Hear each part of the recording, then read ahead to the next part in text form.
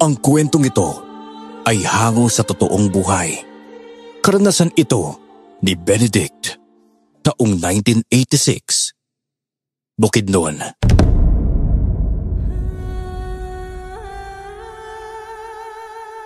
Nang mga panahong ito ay binata pa lang ako. Matiwasay ang buhay ko kasama si Lolo Victorino at maging ng mga tao sa aming nayon. Kakaunti man ang mga kabahayan kung ikukumpara sa syudad. Nagtutulungan naman ang mga tao, lalo na kapag may kinakaharap na problema ang aming baryo. Sa kabila ng tahimik na buhay, may mga pagyayaring hindi inaasahan.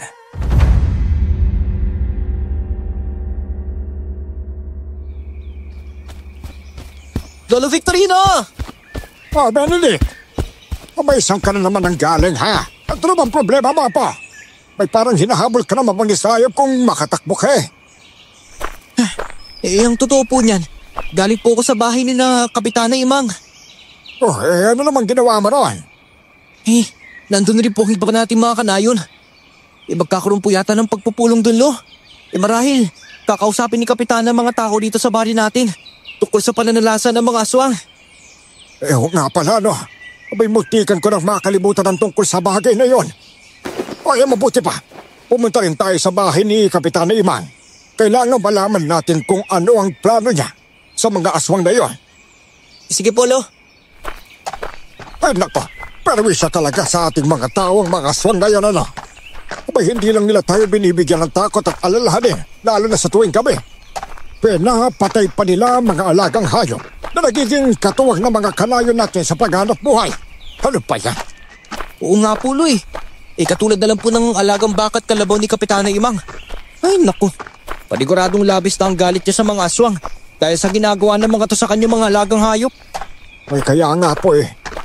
Dahil na rin marahil sa nangyaring yon, kaya tayo magpupulong ngayon. Siguro nga po, Lo. Malalaman din naman po natin yun kapag nakarating na po tayo roon sa bahay niya. Sana pang hinihintay natin. Bilasan na natin ang paglakad, Benedict. Sige po, Lolo Victorino.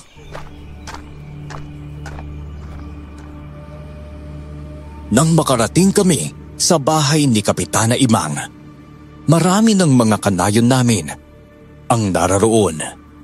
Ilang sandali pa, nagsimula na rin ang pagpupulong. Nakikinig lang ako noon habang nagsasalita si Kapitana Imang sa harapan naming lahat. Napapatingin na lang din ako sa mga kanayon na tahimik at seryosong nakikinig sa kanya. Hindi na lingid sa kaalaman ng lahat ang tungkol sa mga nangyayari sa mga kanayunan. Umabot na rin dito sa baryo natin ang pananalasa ng mga aswang. Gusto ko lang nasabihin sa lahat na sa halip na matakot tayo sa mga aswang na yon, ay lumaban tayo sa kanila. Mga kanayon, tama si Kapitana Imang sa sinabi niya. Alam naman natin na kapag ipinakita natin sa mga aswang na yon, natakot tayo sa kanila. Abay, mas tatakutin nila tayo. Pero kapag naging matapang tayo at natutong lumaban sa kanila, paniguradong hindi magtatagal ay titigilan nila ang pananalasa sa ating baryo. Tama po kayo roon, Tandang Victorino. Yun din po ang punto ko kung bakit ko sinasabi ngayon na kailangan nating maging matapang at makipaglaban sa mga nilalang na yon. Huwag na nating hintayin pang may mabiktima silang tao rito sa ating baryo. Kapitana Imang, huwag kayong mag-alala at maaasahan ninyo kami ng apo kong si Benedict na handang makipaglaban sa mga aswang. O hindi ba, Apo? Oo naman po, Lo. Mabuti naman kung ganon, Tandang Victorino, Benedict. Sana hindi lang silang dalawa ang handang makipaglaban. Sana kayong lahat ay ganon din ng sa gayon. Hindi na makakapanghasik ng lagim ang mga aswang na yon dito sa atin. Uy, Lo, sigurado po ba kayo sa sinabing niyo kay Kapitana Imang? Oo naman na po. Abay, bakit? Natatakot ka bang makipaglaban sa mga aswang na yon, ha? Hindi, Lo, no. Alam naman natin kaya ko makipaglaban sa mga nilalang na yun, no. Lalo na tinuturuan at sinasanay niyo ako sa pakikipaglaban. Ay, ganyan nga, Benedict. Hindi dapat kinatatakutan ang mga aswang na yon. Kaya nga rin kita sinanay at tinuruan sa pakikipaglaban, di ba? Dahil alam kong magagamit mo ito. Lalo na sa panahong ngayon na nananala sa mga nilalang na halangang kaluluwa na yan. Oo nga po, Lo. Teka, bakit wala rito sina Paulso at ang pamilya niya, Lo? Ay, nako po. Huwag mo nang asahan na pupunta pa yung mga yung dito ngayon. Wala silang makakakuha rito kaya siguradong wala ni isa sa kanila ang nakakaalala na may pagpupulong ngayon. Mabuti nga sana kung pera ito kaya pabuya O baka nauna pa sila rito. Ikaw talaga, Lo. Nagyan na nga natin po sila.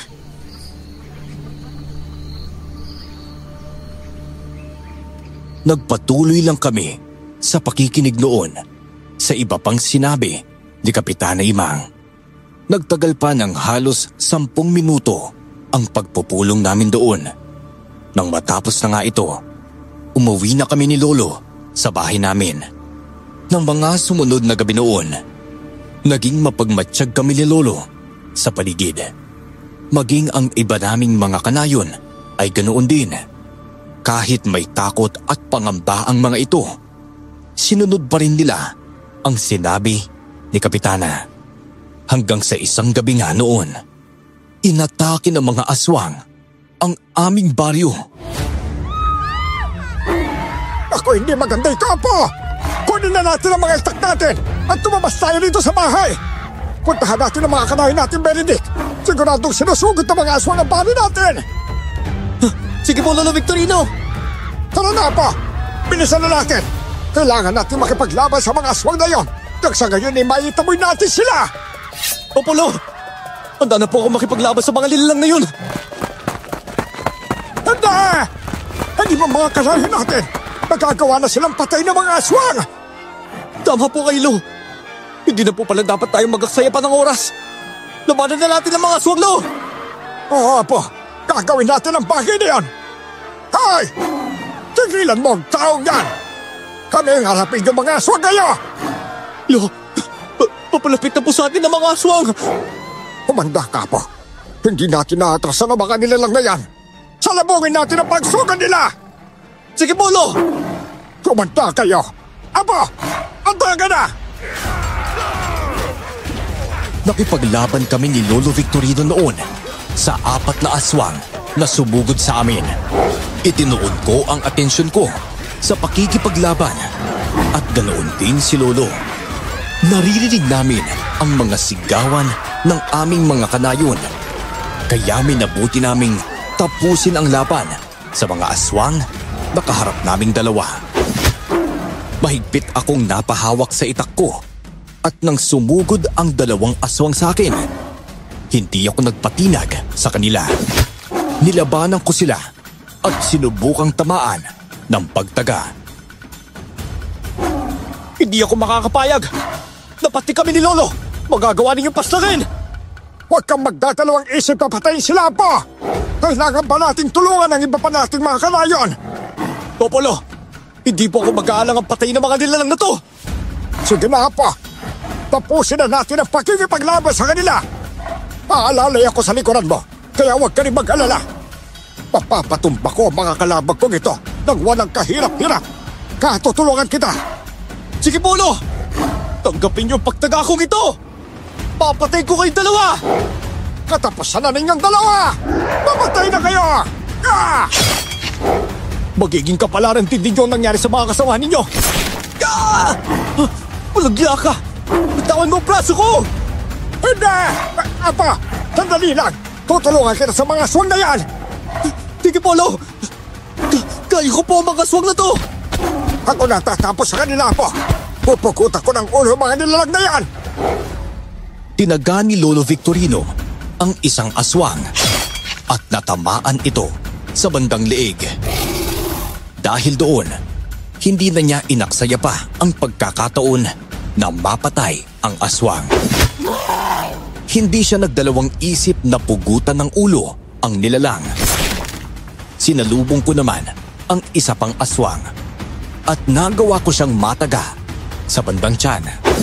napahiyaw pa ito, kaya mabilis siyang nilingon ni Lolo.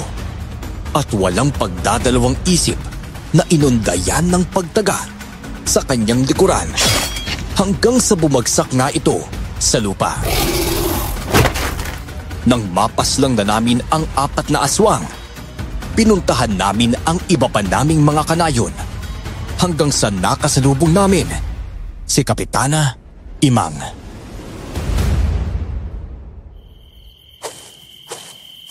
Mabuti at nandito rin kayo, Tandang Victorino. Benedict. Ayos ka lang ba, Benedict? Opo, Kapitana Imang. Maliit na sugat lang naman po yung natamo ko eh. Ay, kamusta na ang iba nating mga kanayon, Kap? Ayos na po sila, Tandang Imang. Nasa bahay ko na po sila at masasabi kong ligtas na sila mula sa mga aswang na sumugod sa atin dito. Marami-rami rin kaming napatay na mga aswang kaya nagsitakasan na rin ang iba sa kanila. Ayop talaga ang mga aswang na yon. Hindi sila titigil hanggat hindi nauubos ang binibiktima nilang mga tao. Tama ang iniisip ko na hindi magtatagal. Tayo naman ang bibiktimahin nila dahil hindi na sila kontento sa mga hayop lang. Tama kayo sa bagay na yon, Tandang Victorino. Kaya ngayon ay nababahala at natatakot na ako para sa kaligtasan ng mga tao rito sa atin. Hindi pwedeng hayaan lang natin ang mga aswang na yon na takutin at biktimahin tayo. Sigurado, babalikan sila tayo. Lalo na't napas lang natin ang iba pa nilang mga kasamahan do. Kapitana Imang. Marahil ganun nga talaga ang mangyayari po. Kaya kailangan din natin mag-isip ng paraan para matalo ang mga aswang na yon. Pero sa ngayon, kahit wala na sila kailangan na muna natin magbantay sa paligid Mas maigi nang handa tayo kung sakaling bumalik sila ngayong gabi. Sang-ayon ako sa sinabi ninyo, Tandang Victorino. Ang mabuti pa po siguro, sumama kayo sa akin. Doon na muna kayo sa bahay ko at nang masigurado kong ligtas din kayo at maging ang iba nating mga kabaryo. Marami tayong magbabantay ngayong gabi, kaya't kahit papaano, kapag nagsanib puwersa tayo sa pakikipaglaban sa kanila, mahihirapan din sila sa atin. Sige, Kapitana Imang. Sasama rin kami sa inyo. Tayo na. Pero bago muna ang lahat, sunugin na muna natin ang mga bangkay ng mga aswang, Tandang Victorino. Ay, mabuti pa nga, Kap. Ay, apo, tara na. At tulungan natin si Kapitana, Sige, Pulo.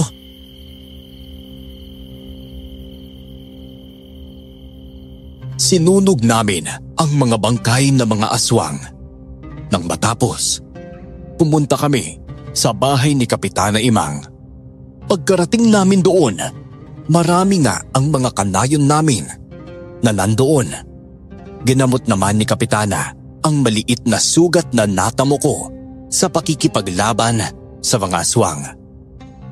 Nang gabing yun, nagbantay nga kami sa paligid. Kahit papano, kampante rin ako noon dahil marami kaming makikipaglaban sakaling bumalik pa ang mga aswang. Habang nagbabantay noon, hindi na nagdalawang isip si Kapitana Imang na kausapin kaming mga nasasakupan niya tungkol sa mga susunod pang mga plano tungkol sa mga aswang.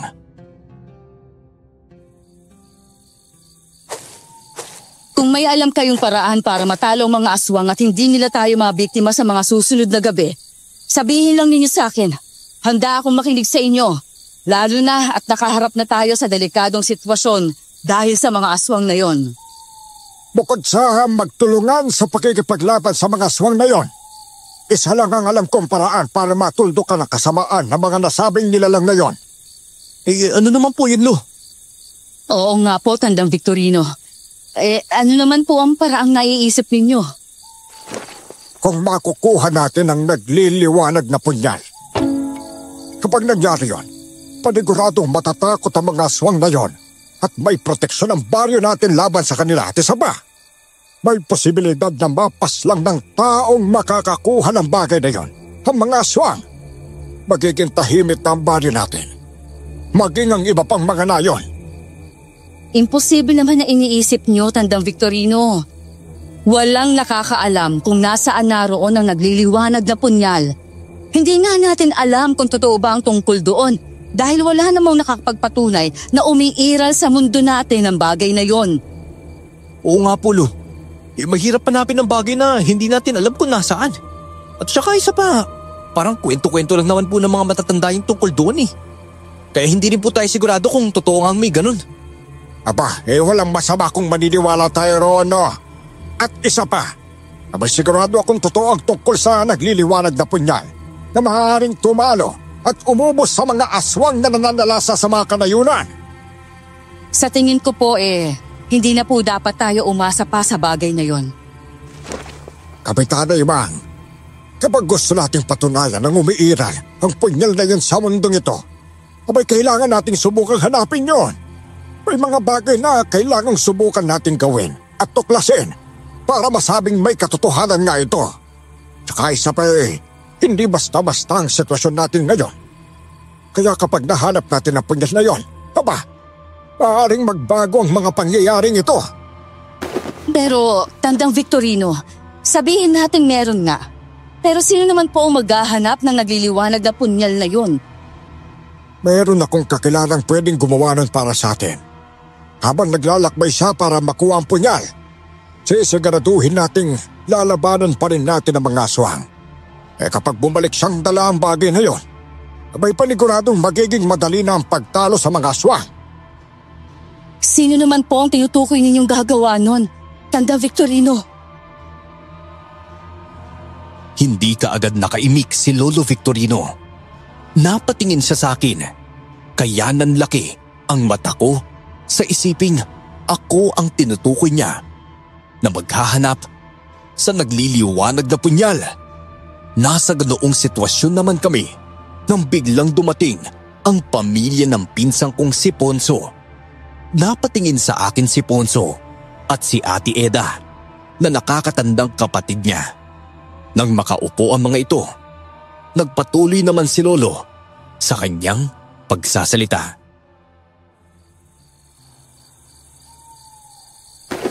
Ayan si Benedict.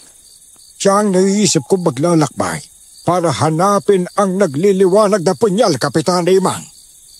Malaki ang tiwala ko sa opo ko na magagawa niyang mapagtagumpayan yon. Lalo na may mabuti siyang puso. May pwede ko siyang samahan sa paglalakad pero alam kong kaya niya yon kahit mag-isa siya. Mas kailangan ako rito para may makatulong kayo sa pagprotekta sa mga kanayon natin. Tsaka isa pa, kakayahan siyang makipaglaban at sa tingin ko sapat ang dahilan na yon para pagkatiwalaan ko siya sa misyong ito. Lu, ano pa naman yan? Ano ba? Alam kong may pag-alinlangan ka po. Pero alam kong makakaya mo ito at magtatagumpay ka, Benedict. Basta huwag kang magduda sa kakayahan mo. Sinanay kita mula noon at tinuruang makipaglaban. Kaya magtiwala ka sa kakayahan mo. O sige po, Tandang Victorino. Susugal na rin po ako sa bagay na ito. Ayos lang ba yun sa'yo, Benedict? Wala rin naman po akong magagawa kumpara po sa kaligtasan ng mga kanayan natin, Kap, handa po akong magsakripisyo para maglakbay at hanapin ang nagliliwanag na punyal na sinasabi ni Lolo Victorino. Hayaan ninyo, Tandang Victorino, Benedict. Kapag nagtagumpay kang makuha ang nagliliwanag na punyal at magawa nating mapaslang ang lahat ng mga aswang, bibigyan ko kayo ng pabuya. Ano pong ibig niyo sabihin, Kapitana Imang? Ibibigay ko sa inyo ng lolo mo 1 ektaryang lupa na pagmamay-ari ko. May malaking pera rin akong idadagdag at bibigyan ko rin kayo ng 1 kalabaw. Gagawin din kitang kanang kamay ko, Benedict, kung gusto mo. Sa tingin ninyo, sapat na bang pabuya yon? Kapalit na magiging sakripisyo mo? Sobra na po yon, Kapitana Imang, para sa isang tao.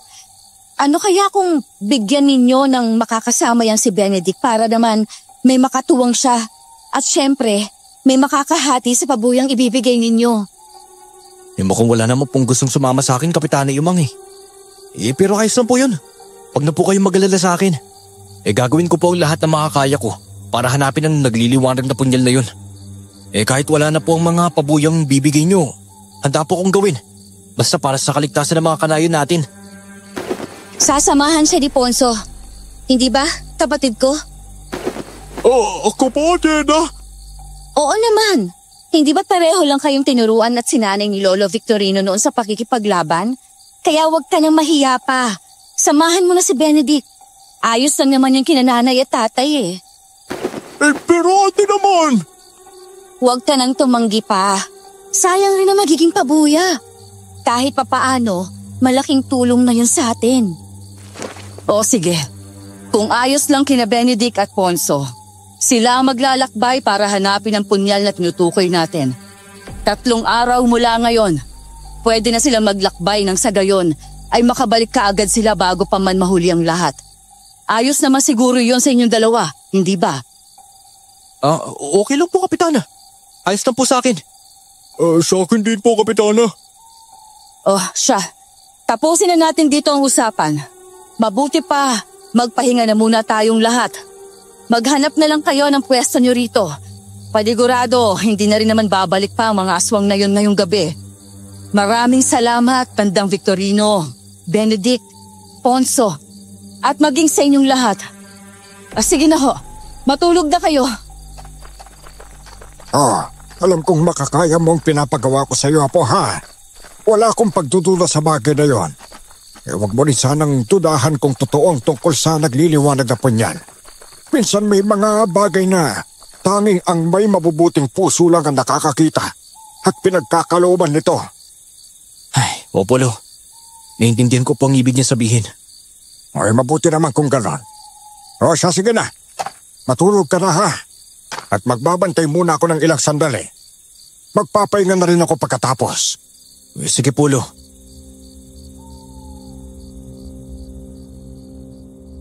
Nakatulog na ako noon at hindi na hinintay si Lolo Victorino nang dumating ang araw ng paglalakbay namin. Matapos naman ang halian, inihanda ko na ang sarili sa pag-alis namin ni Ponso.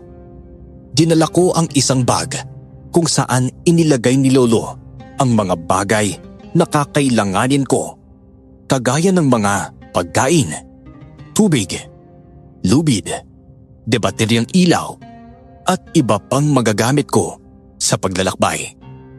Pinaalalahanan din ako ni Lolo Victorino na maging mabait sa mga taong makakasalamuha ko sa paglalakbay naming magpinsan na tinanguan ko rin. Dala rin namin noon ni Ponso ang mga itak namin na ibinigay ni Lolo Victorino. Mag-iingat tuyong dalawa, ha? Ponso, Benedict, tandaan mo ang inihabilin ko sa'yo, Apo, ha? Popolo. Mag-iingat kayo sa paglalakbay ninyo. Sana magtagumpay kayong dalawa. Sige po, Kapitana Imang. Alis na po kami, ha? Ponso, tara na. Sige po, Kuya Benedict. Bilisan natin, Ponso. Kailangan makarating tayo sa bundok na nasa pinakadulong baryo bago pa man tayo maabutan ng gabi sa daan. Sige po, Kuya Benedict. Pero duda po ako na aabot tayo roon bago dumilim eh. Sa layo pa naman po ng bundok na yun, Kuya. Aabutin ng ilang oras bago tayo makarating dun eh. Tsaka isa pa, sigurado ba si Lolo Victorino na doon makikita yung nagliliwanag na punyal? Ay, doon daw huling nawala noon ang nagliliwanag na punyal ayon sa mga nakakatanda eh. Kaya hindi imposibleng nandun talaga yun. Idagdag pa ni Lolo, may nagsasabi sa kanya noon tungkol sa punyal. Kaya sigurado talaga siya, Ponso. Siguro nga, Kuya.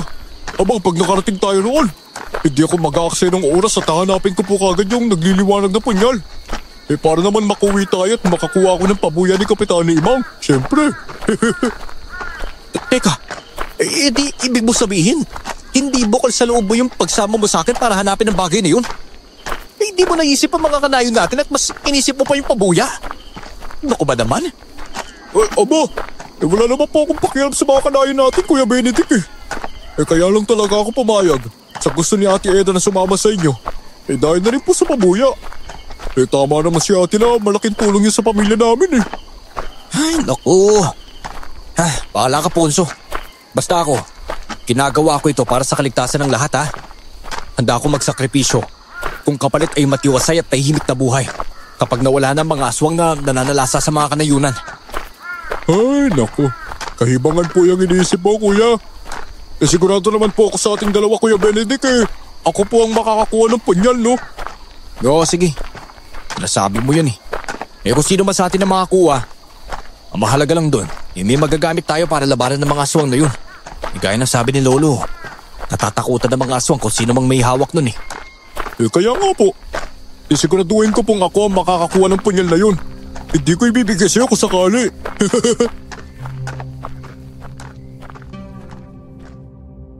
Hindi ako umimik pa noon kay Ponso. Hinayaan ko lang siyang isipin kung ano ang gusto niya. Nagpatuloy kami sa paglalakad. Hanggang sa lumipas ang oras at isang baryo na lang ang kinakailangan naming lagpasan.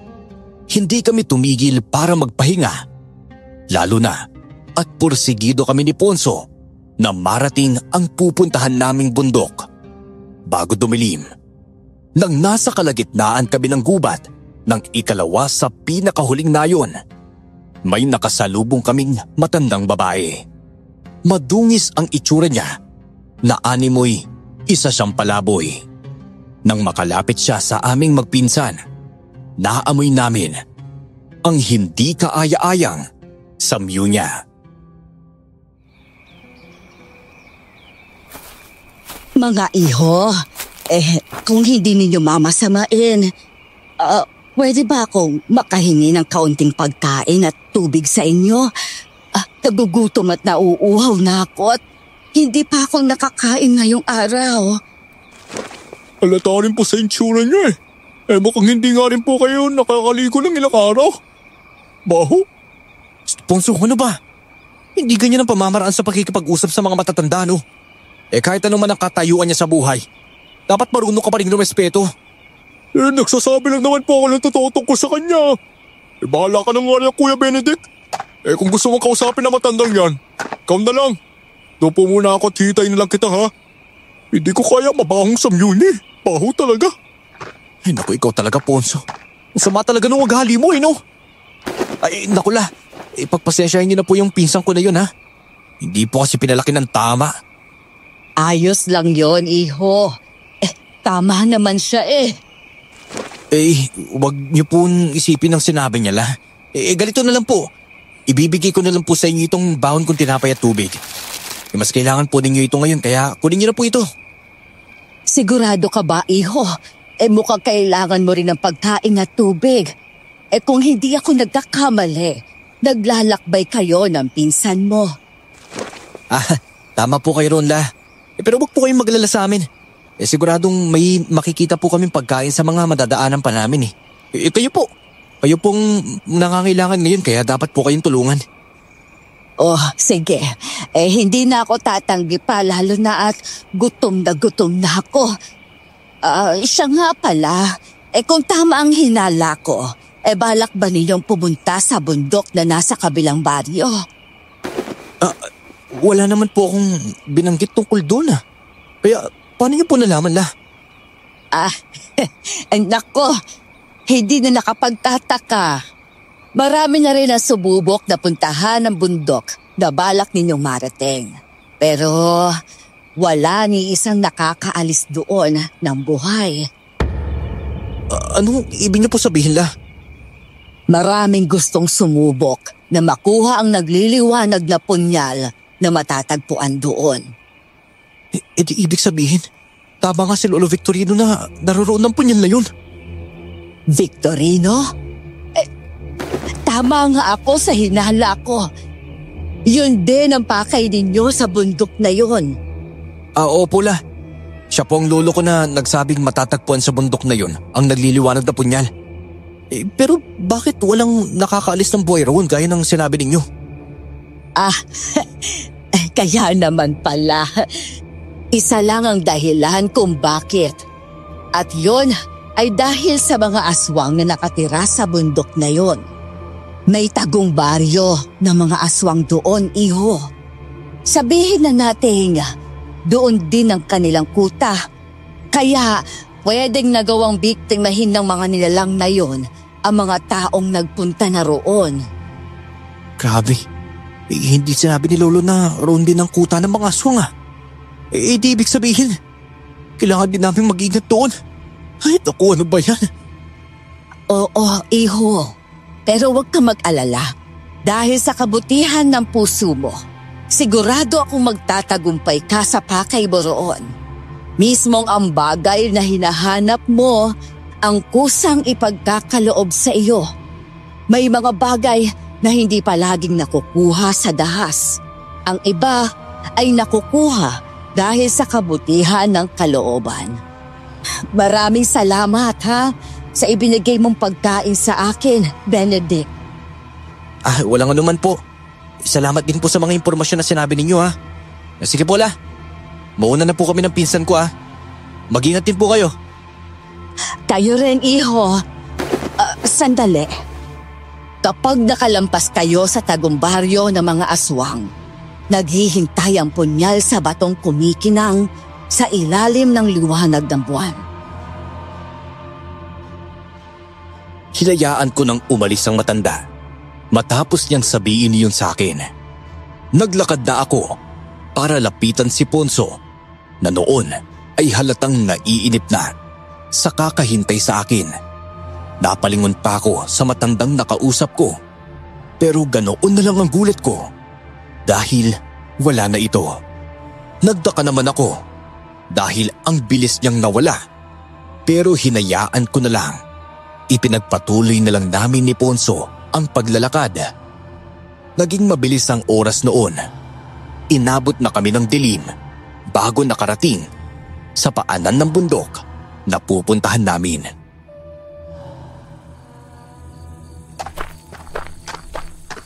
Ay naku, ikaw po kasi Kuya Benedict Nakipag-usap ka pa sa matandang yun. Ayan tuloy, ginabi na tayo bago makarating dito. Ba? Hindi naman pwede maging bastos tayo sa matandang yun, Ponso. Tao rin naman siya Kaya dapat din natin siyang igalang. Lalo na't mas nakakatanda siya sa ating dalawa. Kahit na po kuya, nag-aaksaya ka lang ng oras sa kanya ano naman po ba yung pinag-usapan ninyong dalawa? Sinabi lang naman niya sa akin na mag-ingat tayo sa bundok na to. At may mga aswang na nakatira dito. Naniwala ka naman sa matandang yung Kuya Benedict. Naku, palabay po yun. Kaya hindi po dapat tayo naniniwala sa mga sinasabi niya. Oo naman. Pero wala namang mawawala sa atin kung paniniwalaan natin siya, no? Tsaka isa pa, kung talagang may aswang sa bundok na ito, mas maigi nang alam nating dalawa. Dahil nga sinabi na sa atin ng matandang yun bahala ka kuya. Sandali lang po Kuya Benedict. Tignan niyo pa sa baging yun. Ano bang... Teka, mga kabahayan ba yun? Marahil tama nga matandang babae na may mga aswang na nakatira sa bundok na to. Marahil to na rin ang sinasabi niyang bagong baryo ng mga aswang. Ano ka ba naman Kuya Benedict? Hindi pa tayo sigurado sa bagay na yun Alam niyo pa, mabuti pa. Lumapit tayo roon para alamin kung tama bang sinabi ng matanda o hindi. Paniguradong hindi naman mga aswang nakatira roon Sige, alamin na lang natin Ponso. Sige po Kuya Benedict. Naglakad kami malapit sa mga kabahayang nandoon. Inihanda ko ang sarili ko noon dahil masama ang kutob kong may kakaiba roon. Nang makalapit na kami ni Ponso roon, nagbatsyag lang kami ng ilang sandali. Sa hindi kalayuan, may natatanaw nga kaming mga kakaibang nilalang. Nagbabaga ang mga mata ng mga ito. Kaya sumagi kaagad sa isip ko ang mga aswang. Hindi ako nagkamali sa hinala kong iyon, lalo na at nakumpirma namin ni Ponso na aswang ang mga ito dahil may nilantakan silang katawan ng tao. Kitang-kita namin kung paano nila pagsaluhan ito, kaya hindi rin namin mapigilan ang mapaduwal. Ano ba yan? Umalis na tayo rito, Ponso! Sumunod ka sa akin! Teka Kuya Benedict, saan naman po tayo pupunta? Kailangan makalampas tayo sa nayong ito. Kapag nagawa natin yun, mararating natin ang kinaroroonan ng punyal. Paano mo naman sigurado yun kuya? Hindi naman po natin alam ang eksakto lugar kung nasa ng punyal Basta sumunod ka na lang sa akin. Tsaka huwag tayo mag-iingay. Baka marinig tayo ng mga aswang na yun Bago pa man nila maramdaman ang presensya natin, kailangan na natin makalayo rito, ha? Ihanda mo sarili mo, Ponso. Dahil kapag nasundan nila tayo, wala na tayong ibang magagawa kundi ang makipaglaban sa kanila. Sige po, Kuya Benedict.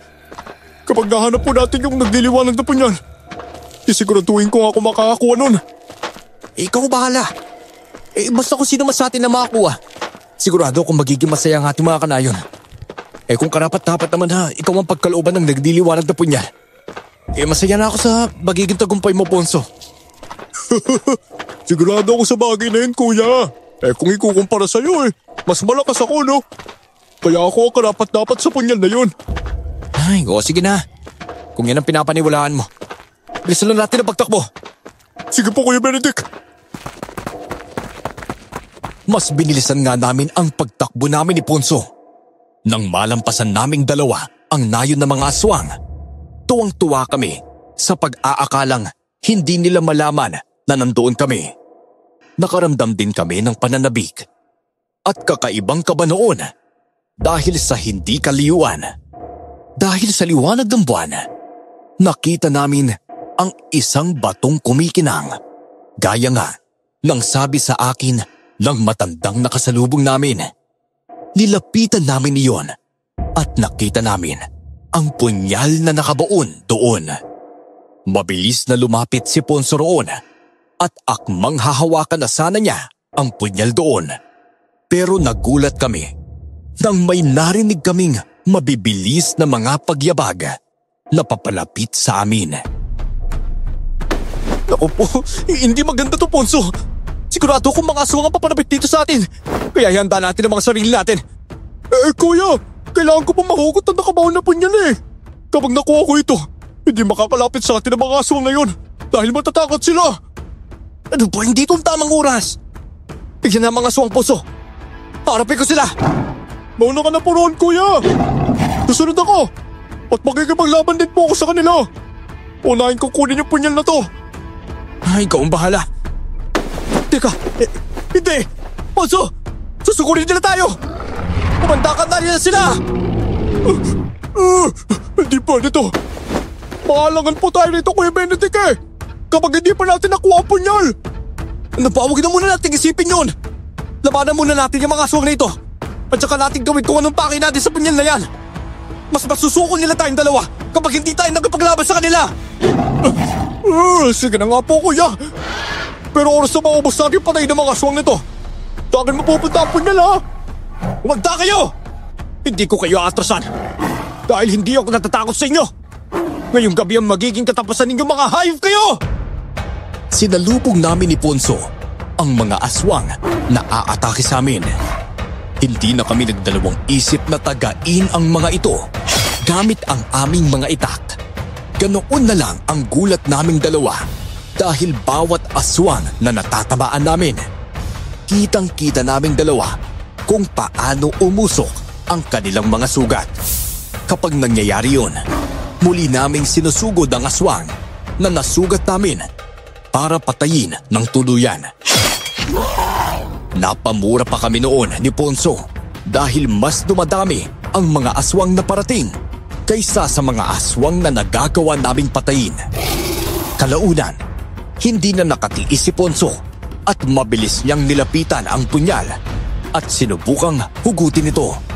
Nagtaka kami kung bakit hindi niya mahugot ang punyal doon, kaya bahagya akong nakaramdam ng takot.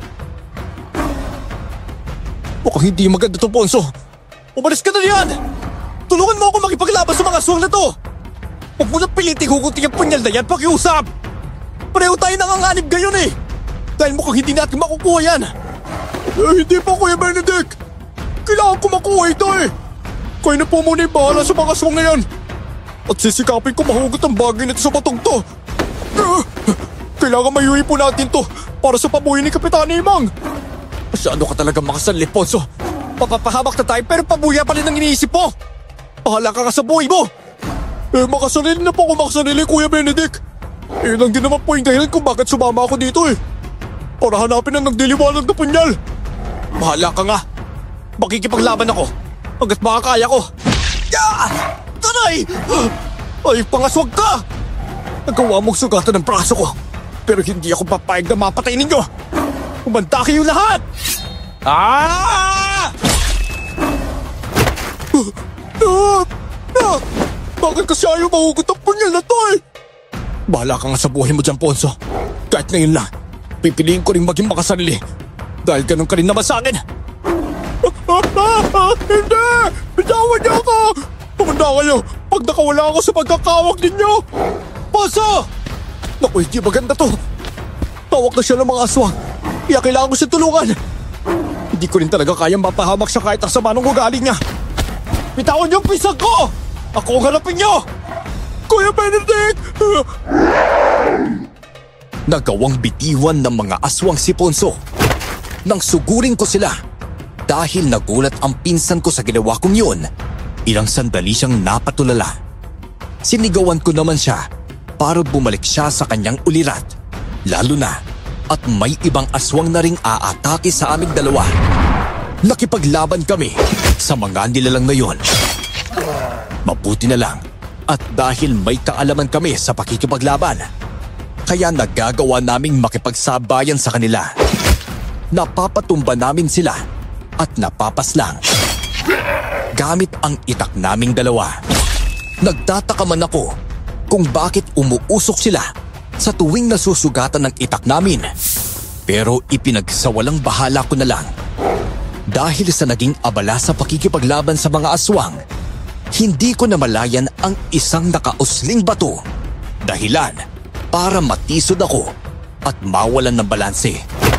Nabuwal ako sa lupa at saktong napahamak ako sa punyal na nakabaon sa batong kumikinang dahil sa liwanag ng buwan.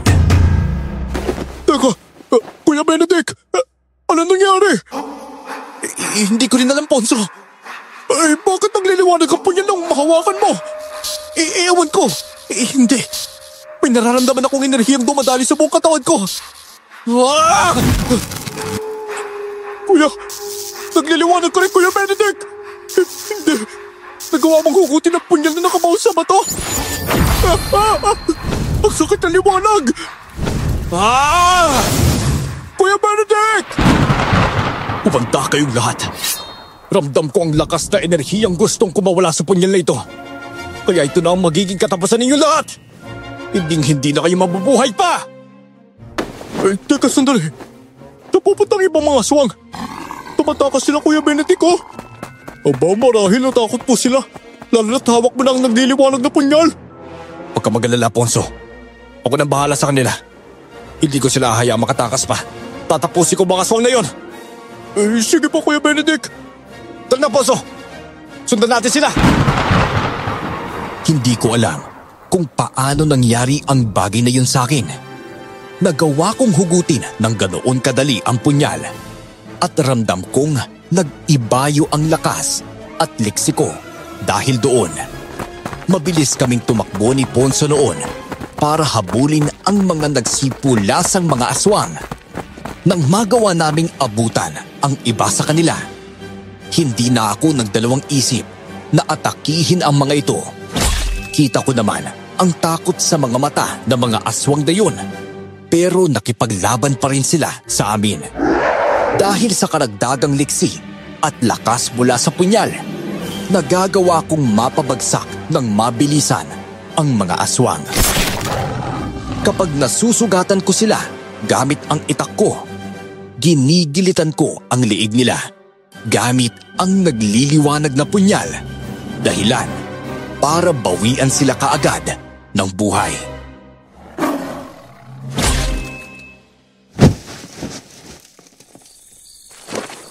Kuya Benedict, ano na pong susunod na plano natin? Gagawin natin. Lalapit tayo sa bari ng mga aswang at uubusin natin sila. Hindi na tayo dapat mag-asaya pa ng oras. Lalo na at nasa atin na ang punyal. Sige po, Kuya Benedict. Gusto ko sanang humingi ng pasensya kanina, Kuya, ha? Tama kayo na naging makasarili nga ako. Huwag na nating isipin pa yung tungkol sa nangyari kanina. Yung mahalaga naman ay magawa natin paslangin ng mga aswang dito. At na makuwi na tayo kaagad. Siguradong matutuwa ang mga kanahin natin lalo na't nakuha ko na yung nagliliwanag na punyal. Sige po, Kuya. Tutulungan ko na kayo makipaglaban sa kanila. Pambawi man lang sa nagawa kong pagpapabaya sa inyo kanina.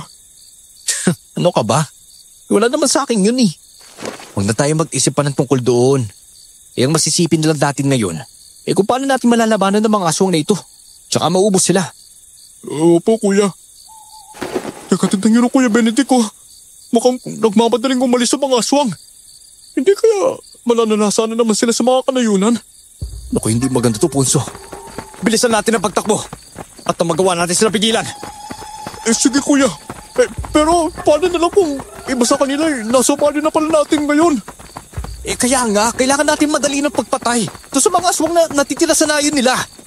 Kapag nagawa natin to, hindi na sila makakapunta pa sa baryo kung saan nila balak manalasa. Oh, sabagay, tama ka, Kuya Benedict. Dapat dito pa lang po sa baryo nila. Mapapatay na natin sila. Pwede na rin nating sunugin na lang yung nayon nila para wala na rin sila mabalikan pang mga kabahayan.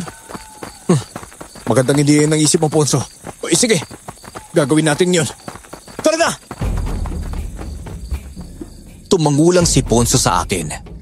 Nagpatuloy kami sa pagtakbo hanggang sa narating na namin ang nayon ng mga aswang. May nakita pa kaming mga aswang doon, kaya bago pa man sila umalis para sundan ang iba nilang mga kasamahan, pinigilan na namin sila ni Ponso. Inutusan ko naman ang pinsan ko noon na siya na ang sumunog sa mga kabahayang naroroon at ako na ang bahalang makipaglaban sa mga aswang na sinang-ayunan naman niya. Dahil doon, sinimulan na namin ang aming plano. Nakipaglaban ako sa 7 aswang na kaharap ko. Kitang-kita sa mga mukha nila ang takot sa hawak kong punyal. Dahilan para mapangisi ako. Sinugod ko na sila at nagawa kong mapatay kaagad ang 2 sa kanila.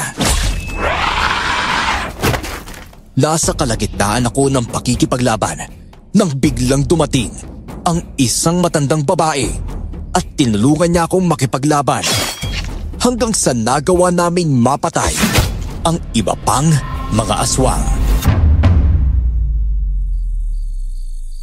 Hindi po ba kayo yung matandang babae na nakasalubong namin ni Ponso? Teka, tandang-tanda ko pong itsura niyo ah. Kaya hindi ako pwede magkamali na kayo po yun. Tama ka nga, iho. Ako nga yun. Grabe, ang galing niyo makipaglaban sa mga aswang la. Kung hindi ako nagkakamali, hindi kayo totoong pulubin oh.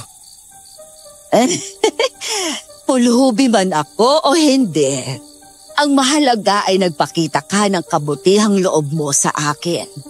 Kaya alam ko hindi nagkakamali ang nagliliwanag na punyal sa pagpili ng taong karapat-dapat na makakuha sa kanya.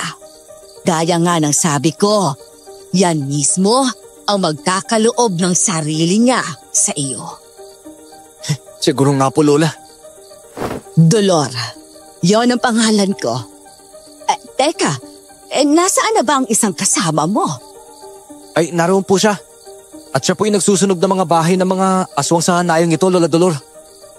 Oh, siya. Ako na ang bahala sa lugar na ito. Ang mabuti pa ay umalis na kayo rito at nang makabalik kayo sa baryo kung saan kayo nagmula. Pero baka po mapahamak kayo dito, Lola Dolor. Baka po bumalik yung ilang aswang at maalangan kayo sa pagkikipaglaban sa kanila. Naku, huwag mo akong alalahanin, Benedict. Kaya ko ang sarili ko. Isa pa, mas mahalaga ang mga kanayon ninyo. Kung hindi ako nagkakamali, naroon na ang mga aswang para manalasa. Sige po, Lola Dolor. Sigurado po ba talaga kayo? Oo naman. Ay sige na, umalis na kayo rito. Ramdam kong may mga aswang na pabalik dito, kaya tumakbo na kayo paalis ng kasama mo. Doon sa bahaging yun kayo dumaan at nang sa ganon ay hindi nila kayo masundan kaagad. Sige po, Lola Dolor. Benedict, kung ano ang hiling ng puso mo, ipagkakaloob na nagliliwanag na punyal na hawak mo. Hala, sige na, takbo na! Hindi ko lubos maintindihan noon ang sinabi ni Lola Dolor. Pero hindi ko na muna inisip pa ang tungkol doon. Nilapitan ko si Ponso at saka niyaya siyang umalis sa baryong iyon. Napatingin pa ako kay Lola Dolor na noon ay nakangiti sa akin. Nang mapansin kong may mga nagbabagang mga mata sa hindi kalayuan, nakaramdam ako ng pag-aalala sa kanya.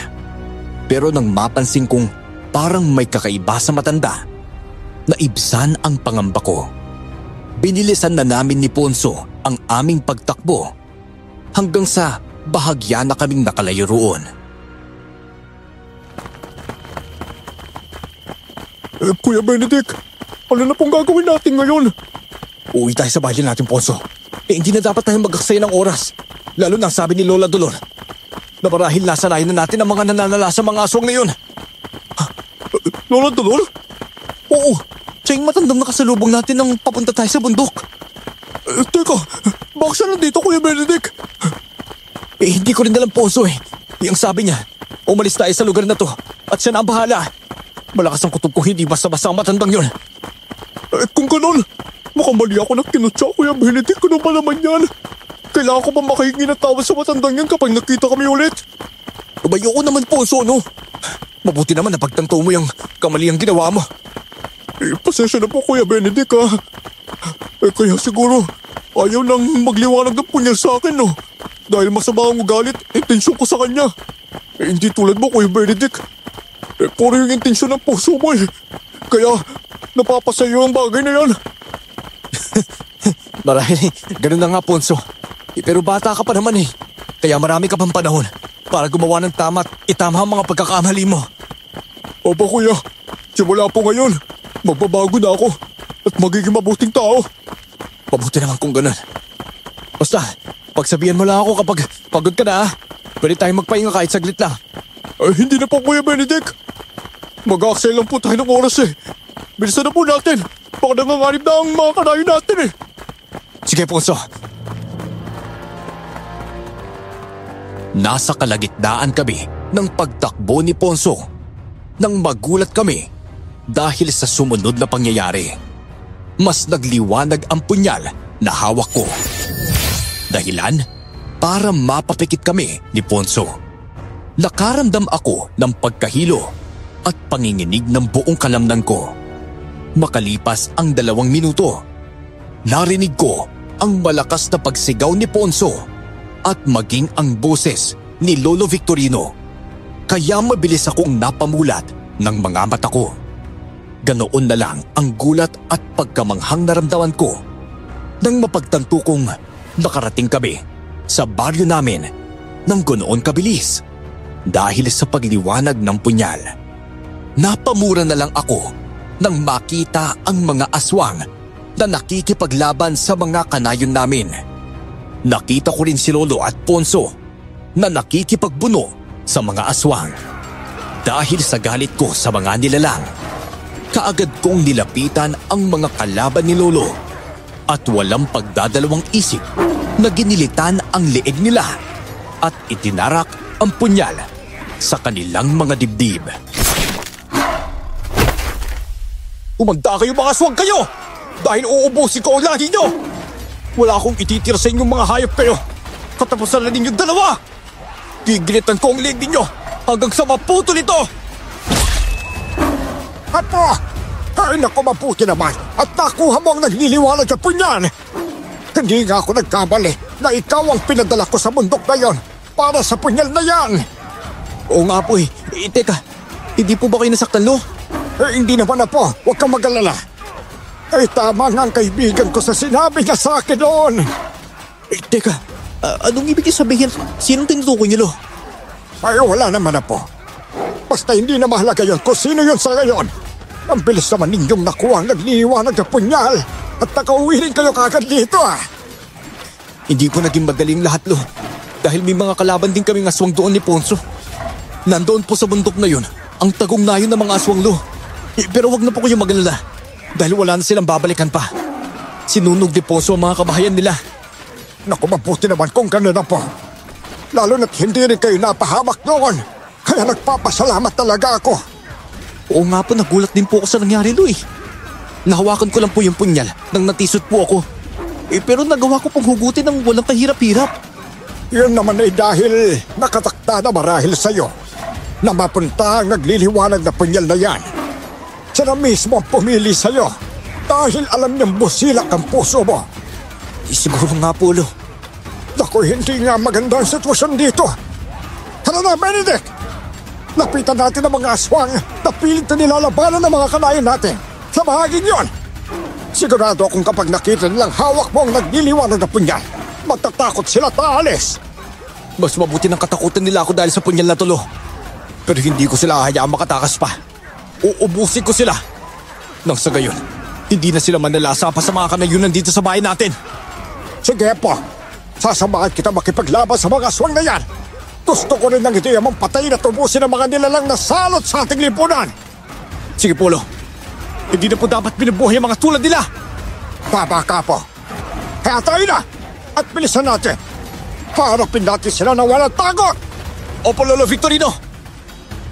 Nang makalapit kami ni Lolo sa mga kanayon naming nakikipaglaban sa mga aswang, nagulat sila nang makitang hawak ko ang nagliliwanag na punyal. Pinagsabihan naman sila ni Lolo Victorino na umatras na sila dahil kaming dalawa na ang bahalang makipaglaban sa mga aswang na nandoon. Umalis ang mga kanayon namin, kaya nagalit ang mga nilalang. Napahawak ako sa itak at nagliliwanag na punyal na hawak ko. Naramdaman ko ang kakaibang enerhiya noon mula sa punyal. Kaya alam kong hindi ako bibiguin nito na magawa ang kung anumang gusto ng puso at isip ko. Noon ko lang din naintindihan ang sinabi ni Lola Dolor tungkol sa sinabi niya tungkol sa pagtupad ng nagliliwanag na punyal sa kagustuhan ng puso ko. Dahilan para mapangiti ako. Napansin kong natatakot na sumugod ang mga nilalang. Kaya kami na ni Lolo Victorino ang umatake sa kanila. Sisiguraduhin kong matatapos na sa gabing ito ang pag-aasik ninyo ng lagim. Sige po, ipakita mo sa kanila kung ano ang kaya ng nagliliwanag na punyal. Takot na sila ngayon, kaya pagkakataon na rin ito para ipadama sa kanila kung ano mang nararamdaman nating mga tao dahil sa pananalasa nila. Sige po, Lolo Victorino. Malalaman natin ngayon kung sino ang mas dapat katakutan. Sige! Sumugod kayo! Kahit tawagin pa ninyo mga kasamahan ninyo! Tatapusin ko kayo! Ito ang nararapat sa mga tulad nyo! Ang itarak ang punyal sa dibdib nyo hanggang sa mawalan kayo ng buhay! Huwag mo na silang pag-awalan, Papo! Tapusin na natin ang mga aswang na ito! Nagsitakas na ang iba pa sa kanila, kaya kailangan nating habulin ang mga yon! O Polo, harapin ninyo ang kamatayin ninyo sa kamay ko! Hindi! Benedict! Wala na ang iba pang mga aswang! Habulin na natin sila bago pa mas sila magkalayo na tuluyan! Ay, sige Polo! Tara na po! Bilisan natin ang pagtakbulo! Saguman po tayo! Sigurado po kung doon sila papunta! Sige po, pero maging alerto tayong dalawa ha! At baka matambangan nila tayo roon! Tuso ang mga nilalang na yun! Kaya dapat pa rin tayo maganda! At baka tayong maalangan kapag nakarating tayo sa gubat eh! Ewan Polo, hindi po ako matatakot sa kanila. Nagtungo kami ni Lolo sa gubat kung saan nagsitakbuhan din ang iba pang mga aswang. Gaya ng sabi ni Lolo, inihanda namin ang sarili namin sakaling may balak ang mga nilalang na tambangan kami. Nang makarating kami sa gubat, naging alerto kami dahil may mga ingay kaming naririnig sa hindi kalayuan. Ramdam ko rin ang bigat ng pakiramdam ko, kaya nagkaroon ako ng masamang kutob. Mabuti na lang at nagsilbing ilaw namin noon ang liwanag na nagmumula sa punyal. Kaya hindi rin kami nabahala ni Lolo na hindi namin makikita ang mga aswang. Nasa ganoong sitwasyon nga kami nang marinig namin ang malakas na sigawan sa gitna ng gubat. Nagtaka kami ni Lolo Victorino, kaya nagpasya kaming puntahan kung saan nagmumula ang mga sigawan para alamin kung ano ang nangyayari roon. Apo, tignan mo yan oh! Parang may mga taong nakikipaglaban sa mga aswang na naroon. Tama po kayo, Lo. Teka, parang pamilyar sa akin ang matandang yan. Anong ibig mo sabihin? Naku, hindi ako pwede magkamali. Si Lola Dolor ang matandang yan, Lo. Siyang nakasulubong namin ni Ponce sa daanan. Patungo doon sa bundok. Humingi nga po siya ng pagkain at inumin sa amin . Siya rin ang naiwan sa nayon ng mga aswang. At nakipaglaban siya sa mga nilalang na paparating. Nung paalis kami ni Ponce doon. Sigurado ka ba sa sinasabi mo, Apo? Opo, Lolo. Ano ba naman yan ang liit talaga ng mundo, ano? Aba, hindi ko akalain na makikita mo pala si Dolor. Ang ibig sabihin lang nito, buhay pa pala ang matandang yun. At hindi man lang siya nagpapago. Dahil sinusubok pa rin niya mga taong gustong kumuha ng punyal. Abay, hindi ko inaasahan na pati ikaw susubukin ng matandang yun. Teka, ano pong ibig niyo sabihin? At bakit kakilala niyo po si Lola Dolor? Malalaman mo rin kung bakit, Apo. Sa ngayon, lapitan na natin siya at tulungan makipaglaban sa mga aswang na naroon. Sige po, Lo. Dolor! Lola Dolor! Benedict! Oh, Victorino! Ikaw ba yan? Dolor! Sa likuran mo! Dolor! May aswang na atake! Kanina pa ako nang gigigil sa inyong mga hayop kayo. Papatahin kitang aswang gagamit itong itak ko. Tulungan na po namin kayo makipaglaban sa mga aswang na to, Lola Dolor. Sige, Benedict. Huwag na nating hayaang makatakas pa sila! Sige po, Lo. Ako na ang bahala sa mga aswang sa bahagi ito. Sige, Apo. Dolor, ikaw na ang bahala sa mga aswang doon. Ako naman dito. Sige. Pero kailangan nating harapin ang pinuno ng mga aswang na ito. Nakaharap ko na siya kanina pero nagawa niyang makatakas sa akin. Sige, Dolor. Sa ngayon, ang mga aswang na ito muna ang kalabanin natin. Kapag nagawa natin silang maubos, saka natin harapin ang pinuno nila. Ayos lang ba yun, Apo? Para naman matapos na talaga ang labanan ito at wala nang makitira pa sa kanilang angkan. Opo, Lo. Kaya po natin yun. Itinuon naming tatlo ang buong atensyon namin sa pakikipaglaban sa mga aswang na naiwan doon. Hindi kami tumigil sa pag-atake sa kanila noon. Namangha ako sa dalawang matanda na kasama kong nakikipaglaban sa mga nilalang dahil sa taglay nilang galing sa pakikipaglaban. Masasabi ko ring mabilis din ang mga galaw nila at nakakaya nilang makipagsabayan sa mga aswang. Bawat nilalang na aatake kina Lolo Victorino at Lola Dolor, nagagawa nilang pabagsakin sa isa o kaya ay dalawang pagtagalang sa leeg ng mga ito. Ginagawa ko rin ang parte ko noon at bawat aswang na sumusugod sa akin, sinasalubong ko ng buong lakas na pagtaga sa ulo. Nabubuwal ang mga ito sa lupa at kaagad na namamatay. Hindi rin ako nakukontento dahil gamit ang nagliliwanag na punyal, inihihiwalay ko ang kanilang mga ulo sa kanilang mga katawan. Ay, grabe! Sa wakas, natapos na ang mga aswang na ito! Ay, nako, mabuti pa. Hanapin na natin ang pinuno nila bago pa man ito makatakas sa tuluyan. Siguradong may ibang alaga pa tong kasama. Kaya kailangan na natin sila makaharap. Nang sa gayon matapos na ang labanan ito. Tara na! Tama ka, Victorino. May ilan pang ang mga kasamang pinuno ng mga aswang na yon. Hindi ko inasahan na ang dami pala nilang nakatira sa tagong nayon na malapit sa bundok na yon. Teka, sandali lang po. Lolo Victorino, Lola Dolor. Ay, ano naman yun, Apo? Paliwanag niyo nga po sa akin bakit magkakilala kayo dalawa? Hindi ko inaakalang apo mo pala itong binatang ito, Victorino. Pinalaki mong mabuting tao ang apo mo dahil gaya mo ay busilak din ang kanyang puso. Ang totoo niyan, Benedict. Matagal na kaming magkakilala ni Dolor.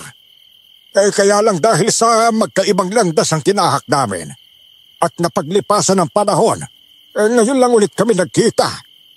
Tama ang lolo mo, Benedict. Hindi ko nga alam na mabubuhay kaming dalawa ng matagal at magkikita pa sa ganitong sitwasyon. Pero paano po kayo nagkakilalang dalawa? At bakit gano'n na lang po kayo kung makipaglaban sa mga aswang ha? Animoy, sanay na sanay po kayong makipagbulo sa mga to eh. Yon ay dahil pareho kaming tagatugis ng mga aswang noong kapanahunan namin. Isa si Dolor sa mga pinakamagaling sa grupo namin noon. Bukod pa ron, isa rin siyang manggagamot. Oo, Benedict. Hindi lang halata sa mukha ko nang magkita tayo pero totoo ang sinabi ng Lolo Victorino mo.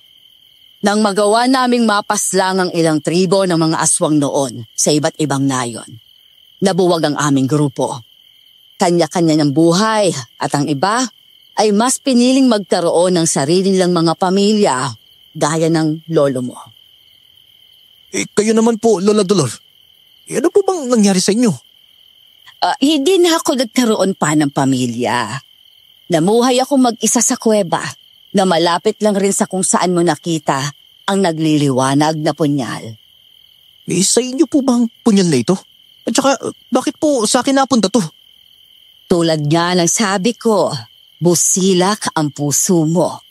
Hindi akin ang punyal na yan dahil pagmamay-ari yan ng isang engkantadong mandirigma na namatay dahil sa pagligtas sa buhay ko.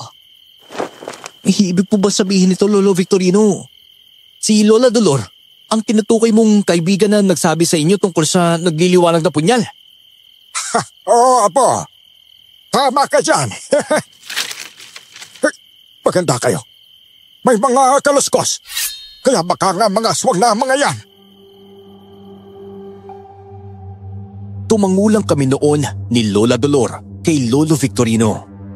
Naginhawaan naman kaming tatlo nang malaman naming ahas lang pala ang may gawa ng kaluskos na naririnig namin. Hinayaan na lang namin ito at itinuloy ang aming pag-uusap habang mabilis pa rin naglalakad para hanapin ang pinuno ng mga aswang at maging ang iba pang mga kasamahan nito.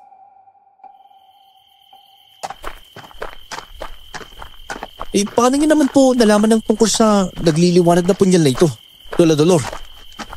Sa akin ipinagtatiwala ng mandirigmang engkantong si Abak ang pagbabantay sa punyal na yan. Kapalit ng pagliligtas niya sa akin noon. Susubukin ang kabutihan ng puso ng isang taong susunod at karapat-dapat na magmamay-ari ng kanyang punyal. Kaya pala nagpakita kayo at humingi ng pagkain at tinumin para sa amin noon, ano? Sinusubok niyo po pala kami ni Ponso. Masaya nga ako dahil nakapasa ka sa pagsubok ko. Kaya rin pala mabait kang bata dahil si Victorino ang nagpalaki sa'yo.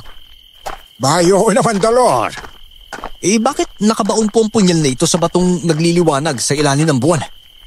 Ang bato kung saan nanumpa si Abak na ang taong may busilak na puso ang tanging makahuhugot ng kanyang punyal.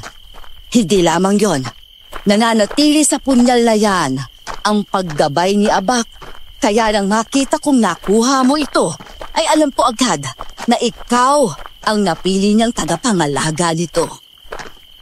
Nakikita ba ng mga aswang ang bato kung saan nakabaon tong punyal? Sa totoo lang, pwede naman po nilang kunin to roon kung gusto nila. Hindi na nila nakikita ang batong yon, Benedict. Hindi ko alam kung anong ginawa ni Abak para hindi makita ng masasamang elemento ang punyal. At tanging mga purong tao lamang ang nakakakita nito. Sigurado, dahil likas na masamang mga aswang kaya ganon. Isa lang ang nasisiguro ko. Alam ni Abak kung sino ang pagkakatiwalaan niya. At ikaw yun, Benedict. Grabe, kakaiba po pala ang punyal na to, no? Hindi rin basta-basta ang kwento nito. Totoo ang sinabi mo, Benedict.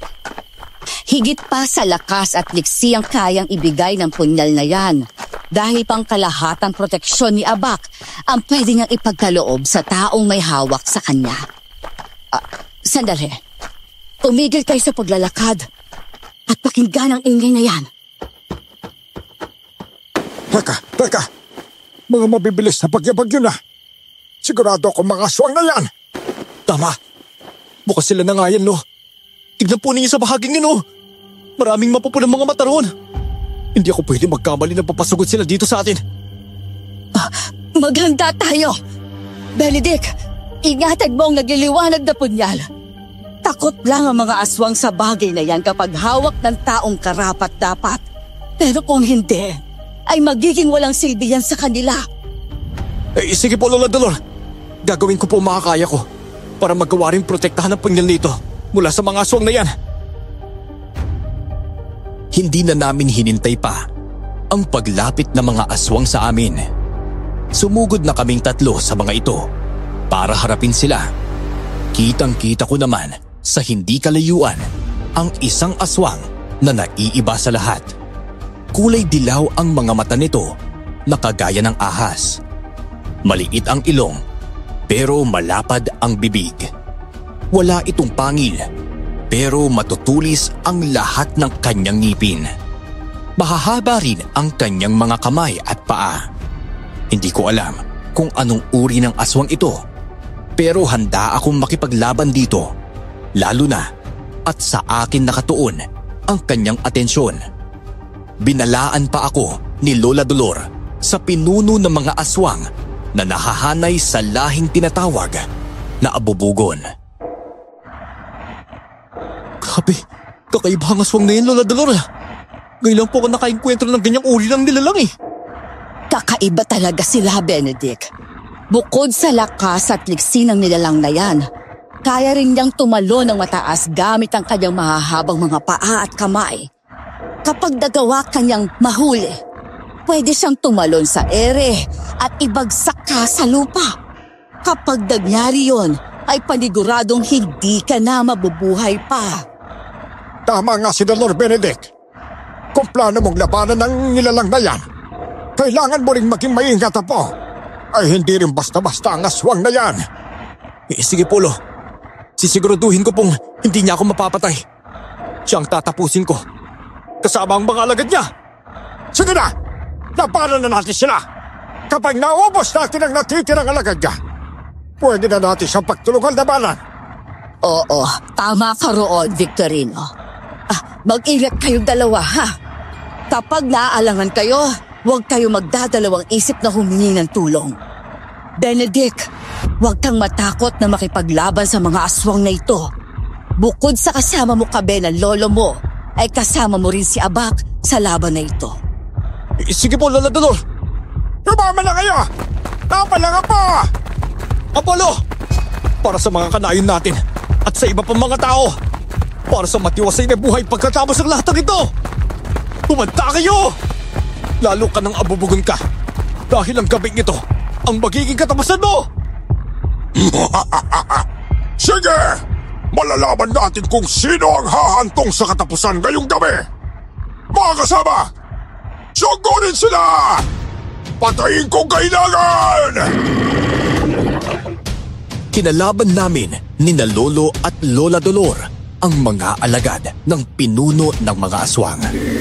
Nanatili naman itong nanunood habang hindi nawawala ang pagngisi sa kanyang labi. Napayukom ako ng mga kamao ko dahil doon. Minadali ko namang tapusin ang laban ko sa dalawang aswang na sumusugod sa akin. Dahil doon, hindi ko inasahan na magagawa akong tamaan ng isa sa kanila. Nahawakan din nito ang braso ko at kinagat ako ng aswang na iyon. Napahiyaw ako dahil doon, kaya sinubukan kong magpumiglas sa kanila. Pero dahil nagawa na rin akong hawakan ng isa pa at kinagat din ang isa kong braso, nabitawan ko ang hawak kong punyal at itak. Nagulat ako dahil doon, lalo na nang makita kong nawala ang pagliwanag nito nang tumilapon ito at bumagsak sa lupa. Hindi pwede ito! Kailangan ko makuha ang punyal ni Abak! Papa! Ano nangyayari sa'yo?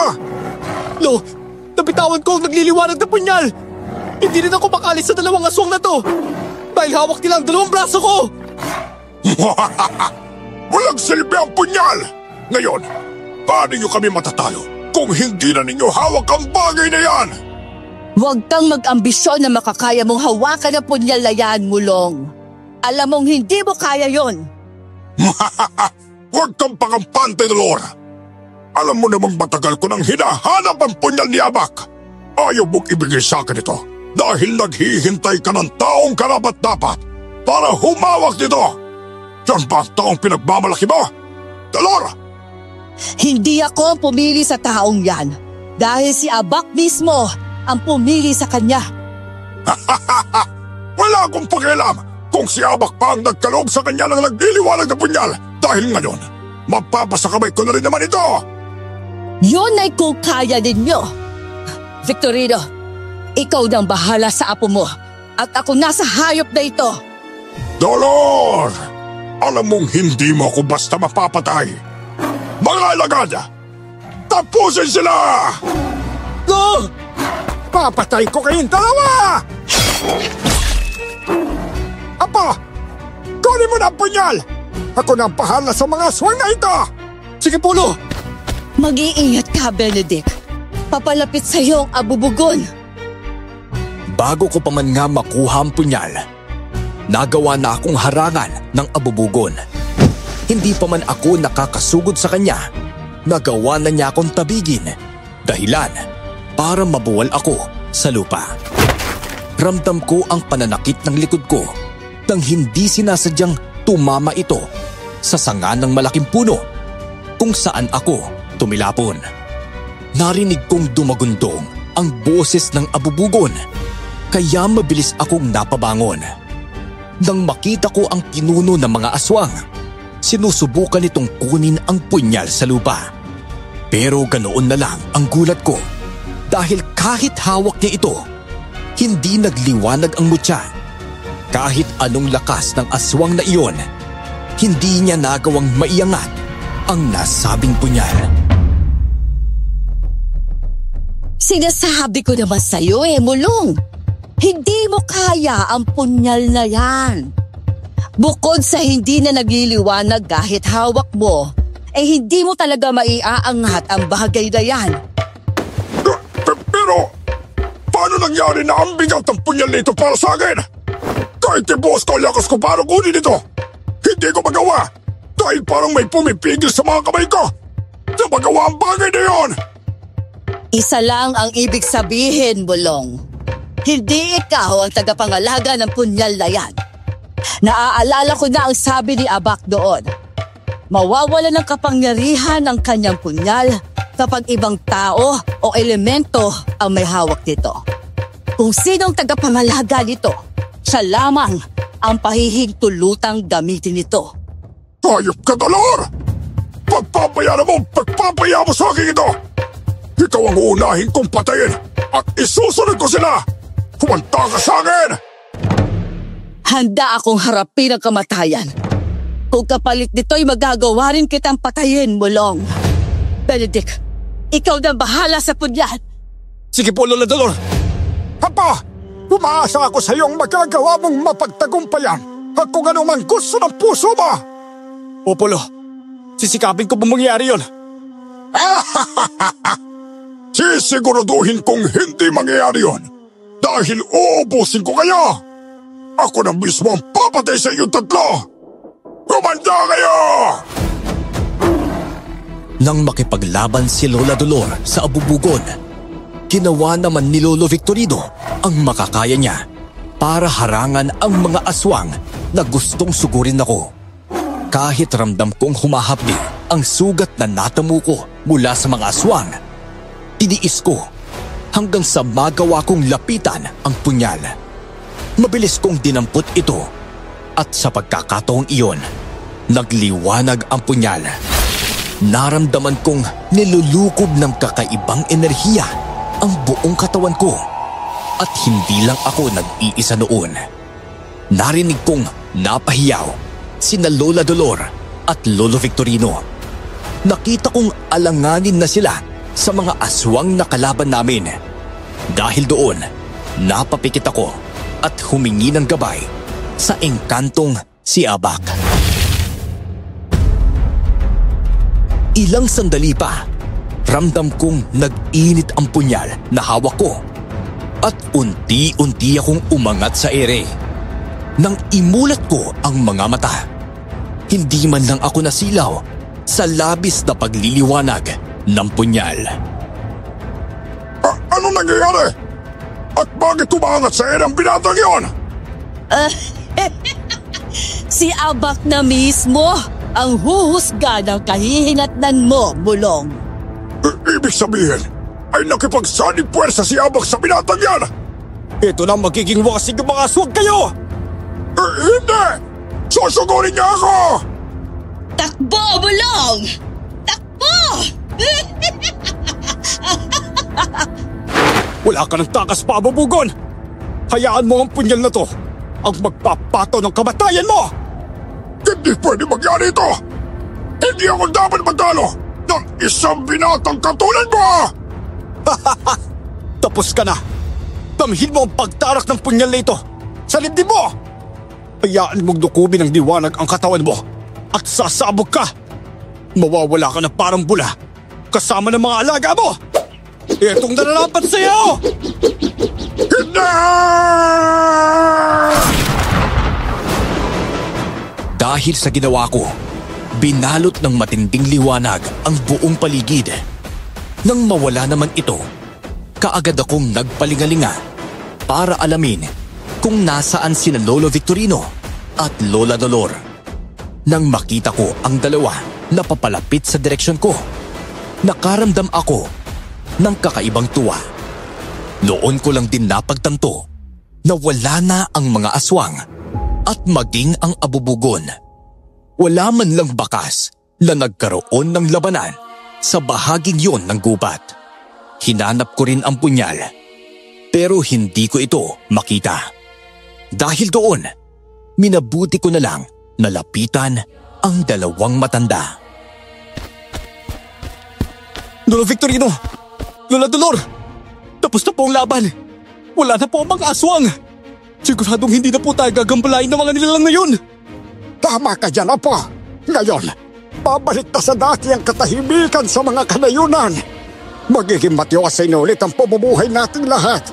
Naku, maraming salamat, Panginoon! Mainam na ring matatapos sa talaga ang kasamaan ng mga aswang na yon. Maaari na akong mamuhay ng tahimik sa nayon ninyo. Siya nga pala, Benedict. Nasaan na ang punyal ni Abak? Mabuti naman kung yun po ang gusto niyo, La. Hindi ko rin po alam, Lola eh. Bigla na lang pong nawala pagkatapos na nangyari. Hindi ko rin po makita kaya baka binawi na po ni Abak. Marahil ay ganun nga dahil alam na rin itong wala nang nakaambang panganib sa buhay mo. Pero kung sakaling mali ang iniisip ko, darating pa rin ang panahong makikita mo ulit ang punyal na yon kung ipagkakaloob niya sa'yo ng buo. Iyo po, Lola Dolor. Kapag nangyari yun, sisiguraduhin kong gagamitin ko sa kabutihan ng bagay na yun. Pinapangako ko po yun. Ganyan nga po. Siya, dahil wala na rin tayong gagawin pa rito. Mabuti pa yung umalis na tayo. Kunin na ninyo ang mga itak ninyo at hindi pwedeng pati yun ay mawala rin. Sige po, Lo. Pero bakit po? Dahil pagmamay-ari pa rin yun ang mga kasamahan nating manunugis doon. May kargado ng orasyon at dasal ang mga itak na yon. Kaya dapat din nating ingatan ang mga ito. Kaya ba pag natamaan ng mga aswang ng pagtagagamit ang itak na binigyan niyo sa akin, Lo, umuusok ang sugat nila? Oo, Apo. Ngayon alam ko na. Akala ko pa naman noon naengkanto lang din ang mga itak namin ni Ponso nang nakipaglaban kami sa mga aswang noon. Hindi po pala. Ikaw talaga, Apo. Ang mabuti pa, bilisan na natin ang paglalakad pabalik sa bahay natin. May paniguradong naghihintay na mga kanayon natin sa pagbalik natin doon. Sige po, Lo. Pagkarating po roon, gamutin po ninyo sugat namin ni Lola Dolor, ha? Baka nga si Dolor pang magturo sa akin kung paano gawin yun eh. Lalo na't siya ang dating manggagamot sa aming dalawa. Hindi ka pa rin nagbabago, Victorino. Mapagbiro ka pa rin gaya ng dati. Hindi nga may pagkakailang matalik kitang kaibigan noon hanggang ngayon. Bayo naman. Napatawa kaming tatlo dahil doon. Kahit papano, nabawasan ang bigat na nararamdaman ko dahil alam kong hindi na matatakot ang mga tao sa baryo namin at maging sa iba pang nayon dahil sa banta at pananalasa ng mga aswang. Nang makarating kami sa baryo namin noon, tama nga si Lolo na inaabangan kami ng mga kabaryo namin. Napansin naman kaagad namin noon na wala na ang mga bangkay ng mga aswang. Kaya naisama nga ito ng punyal sa kanilang pinunong abubugon. Nang makita nila kami, nilapitan nila kaming lahat. Mabuti naman at nakabalik kayo ng ligtas. Benedict, isa kang bayani. Kaya naman, nararapat sa iyo ang mga pabuyang ipinangako ko sa inyo noon. Uy, Kuya Benedict, masaya ako nakauwi na po kayo. Salamat, Ponso. Kapitana Imang, yung totoo po niyan, hindi ko po matatanggap ang pabuyang sinasabi ninyo, Kap. Masaya na po akong masigurado na ligtas po tayo mula sa mga aswang na yun. Sapat na po sa akin yun bilang gantimpala.